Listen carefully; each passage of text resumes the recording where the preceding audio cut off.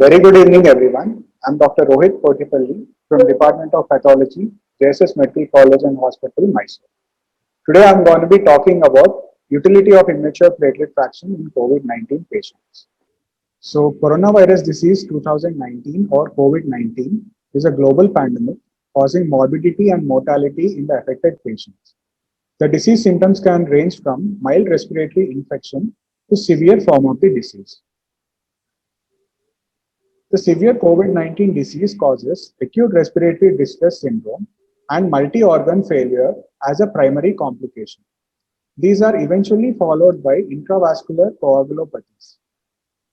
COVID-19 causes both venous and arterial thromboembolism, predisposing factors being excessive inflammation, hypoxia, immobilization, and diffuse intravascular coagulation. So hematological abnormalities play a major role in the prognosis and treatment outcomes in COVID-19 cases. The hematological abnormalities associated with COVID-19 are thrombocytopenia, prolonged prothrombin time, elevated D-dimer and fibrinogen degradation products, and microangiopathy. Of these, increased D-dimer levels are associated with short-term mortality as per many studies. The conventional coagulation parameters of intensive care unit patients with COVID-19 were significantly higher than those of non-COVID ICU patients as well as non-ICU patients, according to many studies. There is also high incidence of venous and arterial thrombotic complications in COVID-19 patients. These complications include acute pulmonary embolism, deep vein thrombosis, ischemic stroke, myocardial infarction, and systemic arterial embolism. So the increased thrombotic risk raises the possibility of platelet hyperreactivity in some patients with COVID-19. The knowledge about these thrombotic complications in COVID-19 patients is important for the further decision making and management aspects of the patient. This helps to determine the intensity of thromboprophylaxis, especially in patients admitted in ICUs, who are at a higher thrombotic risk compared to the non-ICU patients. So the detection of thrombotic risk in COVID-19 patients can help us to plan the further treatment and management of these patients. Now let us understand about immature platelets. Immature platelets or reticulated platelets are the youngest component of the circulating platelet pool. These were first described in 1969 by Ingram and Coppersmith in their discoveries. They are analogous to erythroid reticulocytes. They are larger in size and they have a high dense granule content. They have greater ex vivo reactivity profile in response to agonists due to the cytosolic mRNA, which is more transcriptionally active, compared with non-mature mRNA containing platelets. They persist for 24 to 36 hours in the circulation, and the RNA content and cell size progressively decreases as they become regular platelets. Now, these immature platelets are more prothrombotic and hyperreactive. They aggregate more rapidly by collagen. They also have higher levels of intracellular thromboxane A2 and procoagulant surface proteins such as P-selectin and glycoprotein 2B-3A. These immature platelets also have a greater predilection for thrombus formation, thereby causing thrombotic events in the affected patients. The increased levels of reticulated platelets have also been associated with high platelet turnover and reactivities. Now, it is important to measure these immature platelets in the circulating blood. So, the most common parameter used is immature platelet fraction and immature platelet count. IPF or immature platelet fraction is an automated assay that correlates directly with the reticulated platelet levels in the circulation. It is evaluated by the principle of flow cytometry. From these, the IPC, or the immature platelet count, can be calculated by multiplying IPF with the platelet count of the patients. IPF has been used as an independent predictor for major adverse cardiovascular events and response to antiplatelet treatment in patients with coronary artery diseases in various studies. Similarly, IPC has been found to be the strongest independent platelet-derived predictor for antiplatelet response in tynopyridines. IPC also shows a strong independent predictor for major cardiac events in patients with coronary artery diseases. With these in mind, we have devised a study in our institution. Our aim was to assess the immature platelets by measuring IPF levels and IPC levels in patients with COVID-19, which was our study group, and comparing them to two control groups. The first control group was a group with cardiovascular risk factors, CVRF, and the second control group was group without cardiovascular risk factors, that is the stable controls. It was an observational case control study comparing consecutive patients with COVID-19 and the two control groups. The study duration was from April 2021 to June 2021, a total of 3 months, and there were no exclusion criteria. It was conducted in the Department of Pathology, JSS Medical College and Hospital, Mysore. Our methodology was blood samples of COVID-19 positive patients, that is RT-PCR positive COVID-19 patients, and two control groups were studied at the time of admission. These samples were analyzed for complete hemogram and IPF values by using Mindray BC6200 fully automated hematology analyzer. The optical reticulocyte platelet channel was used for generating IPF results. Then appropriate statistical analysis was done and continuous variables were compared using Mann-Whitney test, and it was done by software IBM SPSS 26 version. For comparisons, a two-sided alpha of less than 0.05 was considered as statistically significant. These are our results. The first table shows the demographic data. The median age of COVID-19 group was 51 years. Cardiovascular risk factor control group was 63 years and stable control group was 40 years.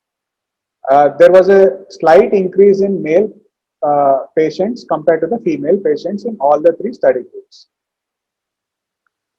This table shows the comorbidities in the respective groups. In COVID-19 group, 50% of patients have comorbidities. The majority being diabetes, which is 24.6%, hypertension 17.2%, and coronary artery disease, which is 6.1%. 50% of the cases had no comorbidities. In the cardiovascular risk factor control group, 60% of the patients were diabetics, 44.7% of the patients were hypertensive, and 23.2% cases had coronary artery diseases respectively. This table shows the laboratory findings on admission. The RBC count, hemoglobin and WBC count were measured and median was obtained. The platelet count, the median platelet count was 2.15 lakhs in COVID-19 group, 2.5 lakhs in cardiovascular risk factor control group, and 2.55 lakhs in stable control group. This table shows the comparison of IPF and IPC across the three study groups. Coming to IPF percentage, it was 3.5% in COVID-19 group, 3.6% in cardiovascular risk factor control group, and 2.4% in stable control groups. The IPC values were 7,000 in COVID-19 group and cardiovascular risk factor group, and 6,000 in stable control groups. So the IPF percentage on admission was higher in the COVID-19 group compared to the stable control group, which was statistically significant. Similar levels of IPF percentage were observed in both COVID-19 and cardiovascular risk factor control groups. The IPC levels on admission were higher in COVID-19 group compared to the stable control group. A similar level of IPC was also observed in COVID-19 group and cardiovascular risk factor groups. This table again summarizes our findings from the study. So, acute illnesses have an increased platelet turnover and enhanced thrombopoiesis in various conditions. The enhanced platelet turnover will result in more circulating immature platelets. Due to the increase in baseline IPF and IPC levels in COVID-19 patients compared to the stable cohort, we can imply that these circulating immature platelets can trigger thrombotic events in COVID-19 patients. A similar study conducted by Cohen A. et al. Have stated that the baseline and maximal IPC values were higher in COVID-19 cases compared to their control groups. In our study, we noted that the baseline IPC values were higher than the stable control group. Similar values of IPC were seen in both COVID-19 patients and cardiovascular risk factor control groups. COVID-19 patients, particularly severe cases, are prone to have increased incidence of venous thromboembolic events. As a result, venous thromboembolic prophylaxis is recommended in treatment of COVID-19 cases, provided that there are no contraindications for the treatment. Additionally, arterial thrombotic events, consumption coagulopathies, and thrombocytopenia make the treatment decisions more complicated and challenging in COVID-19 diseases. So, the identification of biomarkers that could predict the disease severity and prognosis are essential to plan the further care in COVID-19 patients. The IPF and IPC values can be used as a helpful tool, which is a direct measure of percentage of immature platelets in circulation. These immature platelets are more prothrombotic, hyperreactive, and have a greater predilection for thrombus formation. IPF has been used as an independent predictor for major adverse cardiovascular events and response to antiplatelet treatment in patients with coronary artery diseases. Similarly, IPC has been found to be the strongest independent platelet-derived predictor for antiplatelet response in thienopyridines therapy. IPC is also shown to be a strong independent predictor for major adverse cardiac events in patients with coronary artery diseases. In conclusion, increased levels of IPF and IPC were seen in COVID-19 patients in comparison to the stable control group. The IPF and IPC levels were similar in COVID-19 patients and control group with cardiovascular risk factors. So, COVID-19 patients have an enhanced platelet turnover and reactivity, thereby they can be predisposed to more thrombotic complications compared to normal patients. So, in detail, the mechanisms triggering the release of immature platelets in COVID-19 should be further studied and evaluated. And establishing these relations and mechanisms which cause the release of immature platelets in COVID-19 can help us in planning the further treatment and understanding COVID-19 pathophysiology.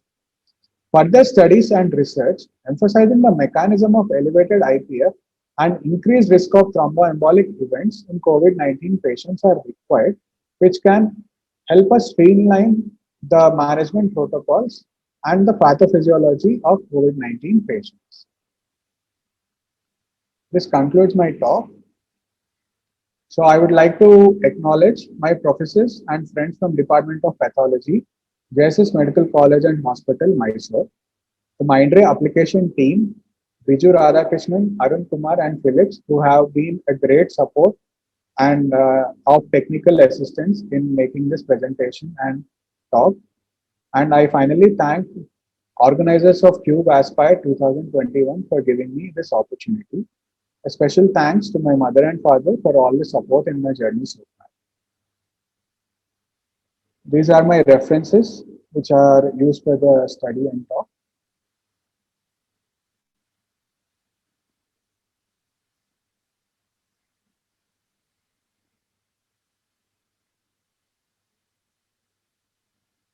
Thank you very much. Have a very nice evening.